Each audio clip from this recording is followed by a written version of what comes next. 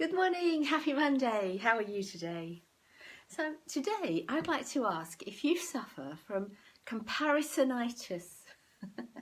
I know I made up that word, but it's kind of good, isn't it? And you know what I mean, I'm sure. You know that feeling where we compare ourselves to everybody else. I think just about everybody suffers from it at some point. I mean, there must be some super confident people out there that never do, but I haven't met any yet. Years ago, I don't know, 4 years ago or something, a journalist rang me and said, could I have your opinion on FOMO?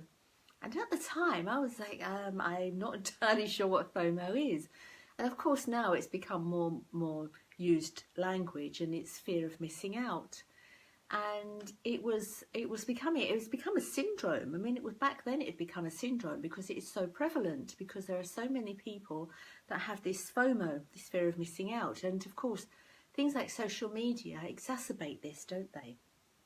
And it was becoming such a problem, especially for teenagers, because they had this terrible fear that they were missing out on something. You know, there's something going on that they didn't know that was happening. And of course, then they started to compare themselves. Well, they knew that it was happening. Why didn't I know? Why isn't anyone telling me? I'm missing out, I'm missing out, I'm missing out. And the comparison became huge for them. They started to really worry about how they compared to their friends, and because what was happening, and social media, and I'm talking to you on social media, but social media, of course, is a platform for this, because we see a snapshot, don't we, of other people's lives. We see a snapshot of a happy family, and if we've fallen out with somebody in our family, we look at this picture of a happy family. We read a post about a family having a wonderful Sunday, and then we start to get really insecure and compare ourselves and our life to theirs. Or it could be, I don't know, somebody walking along. I'll give you an example. Many years ago, something happened to somebody close to me, and I was in my head a bit. I was feeling a little bit sad, and so I said to my partner, let's take a walk along the beach. So we walked along the beach, and it was in the evening, and the moon was out, and it was beautiful. The moon was shining on the sea. But I said to him, if I took a photo now and put it on Facebook saying moonlight walk on the beach with Tony, there would be people who would look at that and think, oh, why am I sitting here watching the latest soap on TV? Why aren't I having a moonlight beach? But of course, I didn't go on the beach to take my mind off what had happened, but I was prompted to go on the beach because I was in my head about what happened. But people wouldn't see that, would they? Nobody would think, oh, I bet something's happened and she's feeling a bit sad. No, they would just see a moonlight walk on the beach, and then they would compare whatever they were doing with something else. You know, I had a client years ago who, a lovely, lovely woman, lived what looked to us like the perfect life, and she had a friend who had a very glamorous job, and this friend was with famous people all the time. She was a dresser, so she would be in one country 1 week, in another country 1 week, and the client had not long had a baby. And the client, as she was talking to me, confessed that she suffered terribly comparing her life to her friend's life. And in her comparison, it looked like her life, sitting at home with a baby, was incredibly boring. And she looked at her friend's life, which looked incredibly glamorous, and felt terrible comparison issues. So it's so much so that she had to stop following her friend on Facebook, because seeing the photos of where her friend was working upset her so much. So when we talked about it, I said to her, you know, is it you want to go back to work? Because she used to work in, I think it was in banking. She said, oh no, I think I'm so lucky that I can be at home with my baby. I said, oh, okay, so you're very happy with your baby and your husband, and they'd moved into a house that she absolutely loved. Everything, all her boxes were ticked. All her own personal boxes were ticked. And she was happy until she saw her friend's life and thought that that's the life that she should want, because that was glamorous. And then again, when we spoke about her friend's life, she confessed that her friend didn't have any permanent relationships because she was always travelling so much. So if she did meet somebody she really liked, the relationship floundered quite quickly because, you know, the guy couldn't cope with her never being around, or she couldn't cope with not being around. And anyway, so she wasn't in a relationship. So the comparison was entirely on, as everything is, on a thought level, wasn't it? It was thinking that that life looked more glamorous and thinking that maybe I should want that life, but she didn't. And it's been interesting too with this Creating the Impossible project that I'm involved in, because there are so many people, there's the feed, there are so many people, I think there are over 400 people in the programme, and they're all talking about their projects, or they're talking about, oh no, everybody seems to have a project and I haven't found mine yet. So they're comparing themselves with the feed they're seeing of people. They're not actually, they're filtering in their mind, they're not actually taking note of the hundreds of posts there are from people saying they haven't found their project. They're filtering those out and they're concentrating on the posts where people are celebrating they found their project and they know what to do. And that's what they're seeing. They're thinking, so they're comparing themselves again. Oh no, I haven't got my project. What's wrong with me? Or, oh, this person says she's going to make $1 million in a month or 3 months. Oh no, I can't do that. Comparing again. Why is this person, they can do that, but I can't do that. So they're comparing their lives and feeling the lack again. Because comparison is generally the lack, isn't it? Because I haven't heard many people comparing themselves to those that are not doing so well.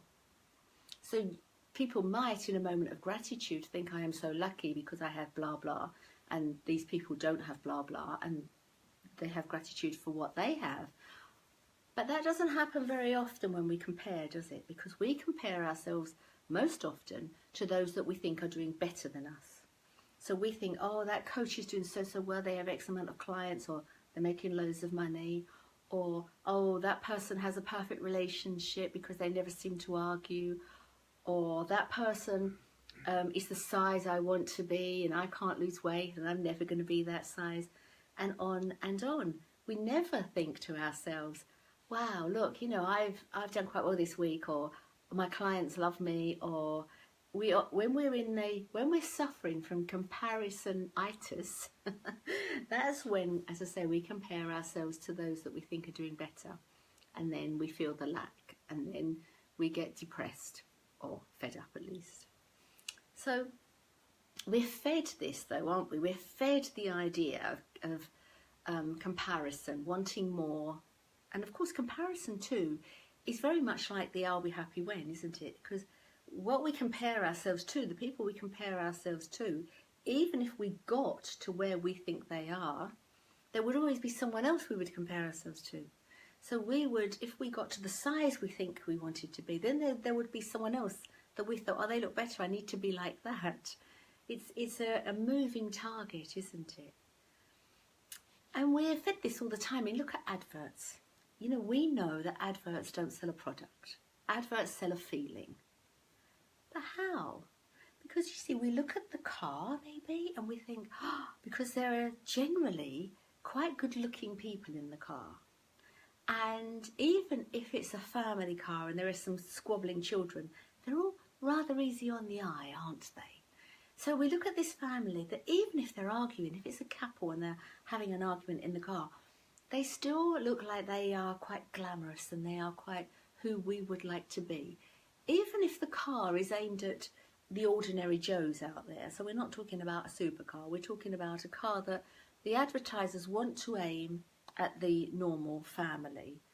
They still make everybody in the family look a certain way, don't they? Relatable enough. So we can kind of think, oh yes, they are like us, but they still look maybe better than we think we look. They still look like they're having more fun than we think we're having. And so it's the feeling. Advertisers are selling us a feeling. We think if I get the car, I'll feel like that. But of course, as I say, it's a moving target because it isn't real. It isn't real. And this is what we need to remember, that comparisonitis isn't real. It's a feeling that we have when we have insecure thinking about our lives or our successes or what we should be doing. Comparisonitis can only come from us. It can't come from anyone else. It can't come from how successful anybody else is or what kind of life it appears they have. And of course we know that the the snapshot we're seeing isn't the real story anyway, is it? I mean, every best-selling author has 20 rejected manuscripts in their drawer, or every successful coach didn't actually decide to be a coach and then the next week had a whole diary full of clients. You know, we forget there's a build-up, there's hard work, and everybody goes through the same things because we're all made of the same stuff. So if at any point you find yourself suffering with comparisonitis, just remember where it's coming from, because it isn't, as I've just said, it isn't coming from the car, the house, the success, the money, the figure, the relationship that anybody else has. It's only coming from our insecure feeling that's coming from our insecure thoughts.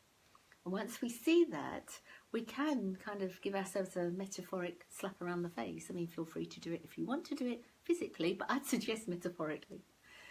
Because then we can bring ourselves back to the moment. Now, there's nothing wrong with wanting something else. There's nothing wrong with wanting what those people have. Nothing at all.